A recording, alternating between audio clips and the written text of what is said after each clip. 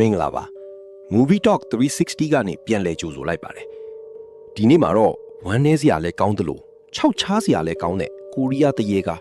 A Tale of Two Sisters ဇလန်းကြောင်းကိုပြောပြပေးသွားမှာပါ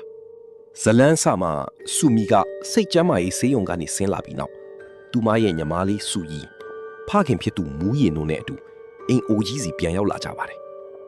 အဲ့ဒီမှာသူတို့ကိုစောင့်ကြည့်နေတာကတော့မိထွေးဖြစ်သူအင်ဂျူပါပဲအင်ကြီးထဲမှာထူးဆန်းတဲ့အဖြစ်အပျက်တွေစတင်လာပြီး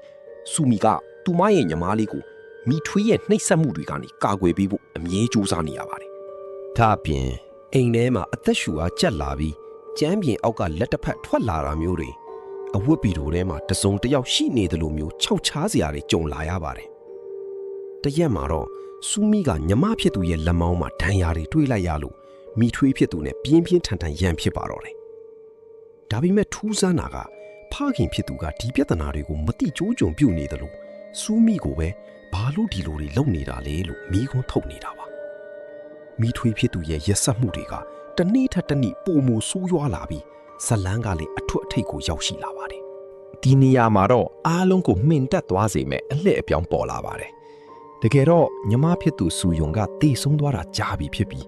ပရိသတ်တွေမြင်နေရတဲ့မိထွေးရဲ့ရက်ဆက်မှုတွေနဲ့ညီမဖြစ်သူနဲ့စကားပြောနေတာတွေဟာစူမီရဲ့စိတ်ကူးယဉ်မှုတွေသာဖြစ်နေပါတယ်။သူမကမိထွေးနေရကရောညီမနေရကရောကိုယ်တိုင်တရုပ်ဆောင်နေခဲ့တာပါ။အတိတ်မှာညီမဖြစ်တဲ့စူယုံကအဝတ်ပြီးတော့ပြီးတေဆုံးခဲ့ချိန်မှာ